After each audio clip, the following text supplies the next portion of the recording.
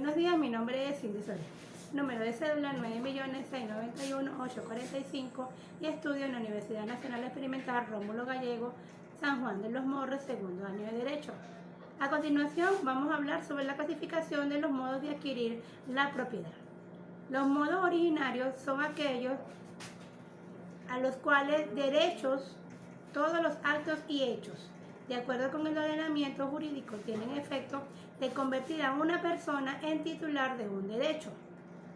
Y de acuerdo con la ley, tienen el efecto de convertir a una persona en propietaria de una cosa. En el artículo 796 del Código Civil establece: la propiedad se adquiere por ocupación. La propiedad y demás derechos se adquieren y transmiten por la ley, por su sucesión, por efecto de los contratos, pueden también adquirirse por medio de la prescripción. Su clasificación de los modos de adquirir la propiedad son: adquirir a título universal y adquirir a título particular. El título universal se caracteriza porque lo adquirido es de universalidad o una alícuota de la misma. A título particular, se caracteriza por lo adquirido es un bien o varios bienes determinados. De acuerdo a esto tenemos la ocupación.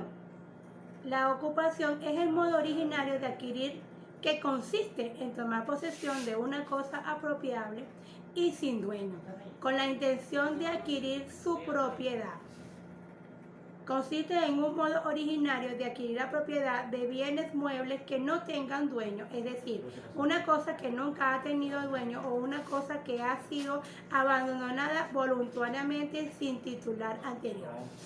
De acuerdo a esto, el modo de adquirir propiedad de las cosas carece de dueño y consiste en su predicción material unida al ánimo de adquirir el dominio, es decir, pasar a ser de otro por solo el hecho de ocuparse. La importancia está en que, si existe en un caso de ocupación, debe concurrir lo siguiente: en la parte del objeto debe de ser cosa apropiable, que la cosa no pertenezca absolutamente a nadie, que la cosa sea corporal, que la cosa no sea de universalidad. En el acto constitutivo, la ocupación es la toma de posesión de la cosa, para lo cual basta con el sujeto obtenga una disponibilidad de hechos sobre la misma. Cuando hablamos de ocupación tenemos el fundamento legal, el cual dice el Código Civil que regula lo suficiente el detalle de la suerte de la cosa perdida jurídicamente o básico de la doctrina mental del artículo 615 y del artículo 616 del Código Civil. Nos establece que la cosa pudiera conversarse sin deterioro, sin hacer gasto que disminuya notablemente su valor. Se venderá pública o subastamente luego de haber pasado los 8 días desde el segundo anuncio, sin haberse presentado el dueño o los dueños de la misma, y se harán depósitos por el precio acordado en la subasta. Unos requisitos para que pueda haber ocupación tiene que ser lo siguiente: apreciación material efectiva de la cosa, ánimo o intención de hacerla objeto de su propiedad por parte del coocupante. Cuando hablamos de la adquisición de frutos, también tenemos su noción fundamental. ¿Qué es un fruto? Un fruto es la adquisición o lo que pertenece al dueño de la cosa fructífera.